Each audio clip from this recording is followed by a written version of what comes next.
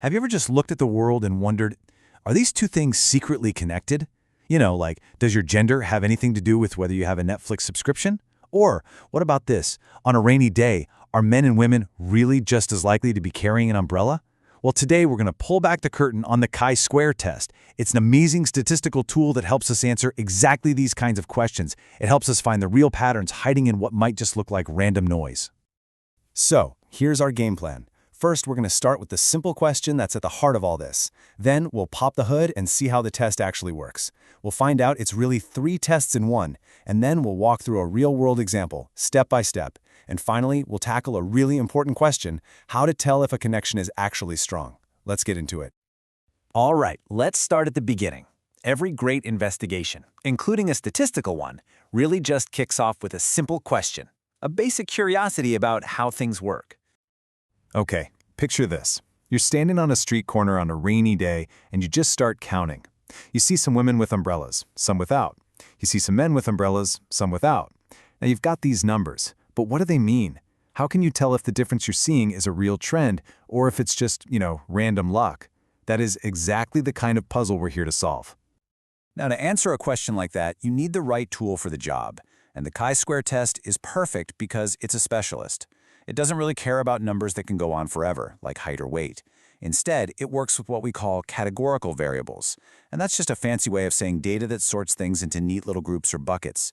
Think gender, education level, or a simple yes or no question.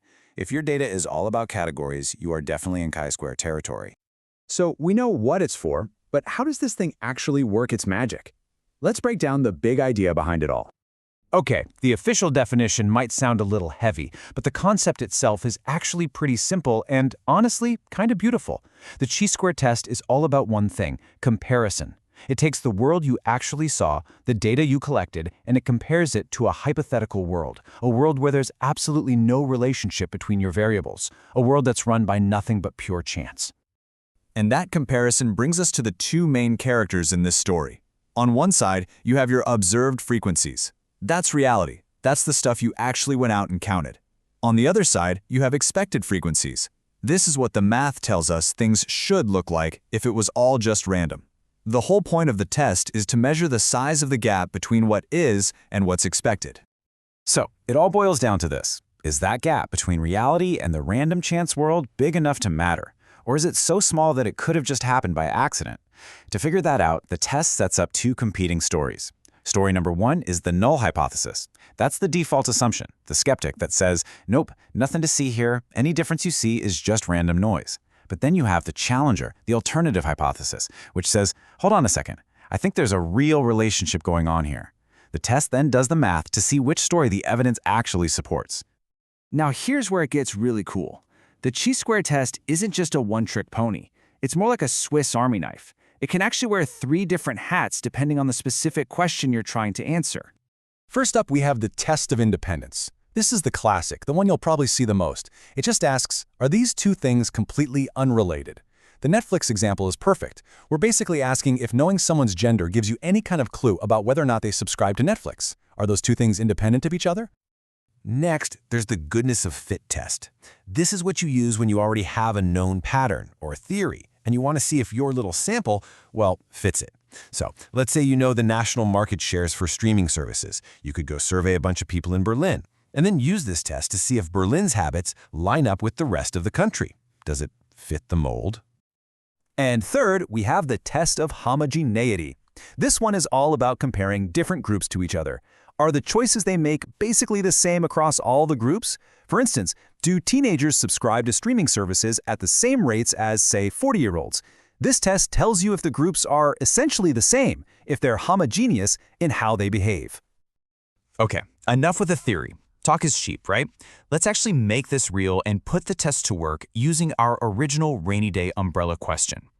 So no matter which of the 3 tests you're using, the basic recipe is always the same. First, you state your null hypothesis. That's your starting assumption, that there's no real difference. Then you go out and collect your real-world data. After that, you do a little math to figure out what the numbers would look like in a world of pure chance. With those 2 sets of numbers, you calculate the final chi-square value. And then, for the grand finale, you compare your value to a statistical finish line to make the final call. Okay, so here's our data from that rainy street corner. we saw 22 people in total. As you can see, we counted 5 women with umbrellas and 7 without. For the men, it was an even split, 5 with and 5 without. This table right here, this is our observed data. This is our ground truth. Now for the really cool part. Based on the totals from our real data, we can calculate what these numbers should look like if gender and umbrella carrying had absolutely zero connection. Notice they're a little bit different.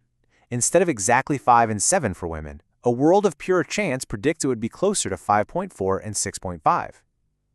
This is our expected table, our baseline for randomness. So, after the test does its thing, comparing each little box in the observed table to the matching box in the expected table, and adding up all those differences, it spits out one single number. This number summarizes the total difference between our two tables, and in our case, that value is 0.153. So is 0.153 a big deal, or is it tiny? Well, by itself, that number doesn't tell us much. We have to compare it to something called a critical value. The easiest way to think about this is like a line in the sand that statisticians have drawn for us. For our test, that line is at 3.841. If our number crosses that line, something interesting is going on. And here's the verdict. Our result, 0.153, is way smaller than that critical value of 3.841. We didn't even get close to the line. So we have to stick with our default story. We failed to reject the null hypothesis. Or to put it in plain English, the tiny difference we saw in umbrella use between men and women was most likely just random luck. Nothing to see here. But wait a minute. What if our number had been bigger than the critical value? What if we had found a significant result? See, the test gives you a simple yes or no about whether a relationship exists, but it doesn't tell you how strong or how important that relationship actually is. And that's a really crucial next step. And this is something you absolutely have to remember. If you have a huge sample, like thousands of people, even a tiny, totally meaningless connection can show up as statistically significant. It's a quirk of how the math works. And that's why finding a significant result doesn't automatically mean you found something important. To know that, you have to measure something called the effect size. And for the chi-square test, the best tool for that job is a metric called Cramer's V. It's great because it gives us a simple value between 0 and 1 that's easy to understand. A value around 0.1 is considered a small effect, 0.3 is a medium effect, and anything around 0.5 or higher is a large, strong association. This is what tells you if the pattern you found is just a faint whisper in the data or a loud, roaring signal. Okay, we have covered a ton of ground. So before we wrap up, let's just boil this all down to the absolute key ideas that you should take away from all this. So, here it is, the big idea. Number 1, if you're working with data that sorts things into groups, the chi-square test is your best friend. Number 2, its entire logic is built on one simple idea, comparing what you actually see with what you'd expect to see from pure random chance. 3, it will give you a clear yes or no on whether a relationship is statistically significant. And finally, number 4, don't stop there. Always follow up with something like Cramer's V to find out if that relationship is actually strong enough to care about. So, the next time you're looking at some data that's sorted into categories, you have a new superpower. You know the fundamental concept for how to test for those hidden connections, which kind of makes you wonder, right? What patterns are out there, hiding in plain sight, just waiting for someone like you to ask the right question?